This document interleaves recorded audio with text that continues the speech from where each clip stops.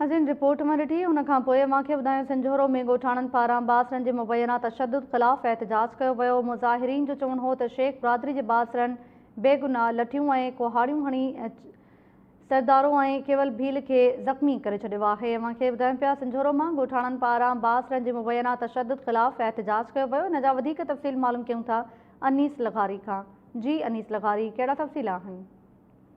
जी ताहिरा में वणनि जे फसल में माल छॾण खां मना करण ते शेख बिरादरी ऐं भील बिरादरी में पाण में जहिड़ो थी पियो, जंहिंमें 3 ॼणा ज़ख़्मी, भील बिरादरी जा 3 ॼणा ज़ख़्मी थी पिया ऐं भील बिरादरी जे औरतन ऐं मर्दन जो सनजहूरी थाणे ॾाढो धरणो आयो ऐं एहतजाजी मुज़ाहरो कयो ऐं तशदद में मुलविस मुख्य जवाबदार गिरफ्तार करण जो पिणु मुतालबो कयो।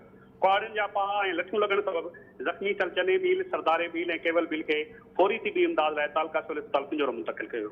उन हवाले सां एहतजाज कंदड़ कर्मी भील ऐं अना भील टाइम न्यूज़ खे ॿुधायो त असां सनजहूरे शहर भरिसां ज़मीनदार अनवर मरी जा हारी आहियूं ऐं अॼु सुबुह जो असां वणनि जे फसल मां गुॾ कढी रहिया हुआसीं त सनजहूरे शहर जे जमायती शेखनि जो माल फसल में पियो त असां उहो माल तड़े कढियो।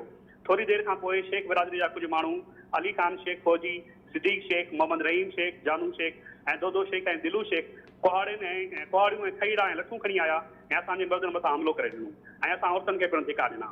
इन्हनि चयो त ग़रीब मिसकिन हारी आहियूं, असां मथां बेगुनाह तशदद कयो आहे ऐं असांजा मर्द ज़ख़्मी थी अस्पतालनि में भिड़ा आहिनि। इन्हनि डिस्ट्रिक्ट एंड सेशन जज सांगड़ SSP सांगड़ खां मुतालबो कयो त तशदद में मुलविस जवाबदारनि खे गिरफ़्तार करे मथां केस दाख़िल कयो वञे। जी तारा, महिरबानी अवां जी अनीस लघारी तफ़सील ॾियण लाइ।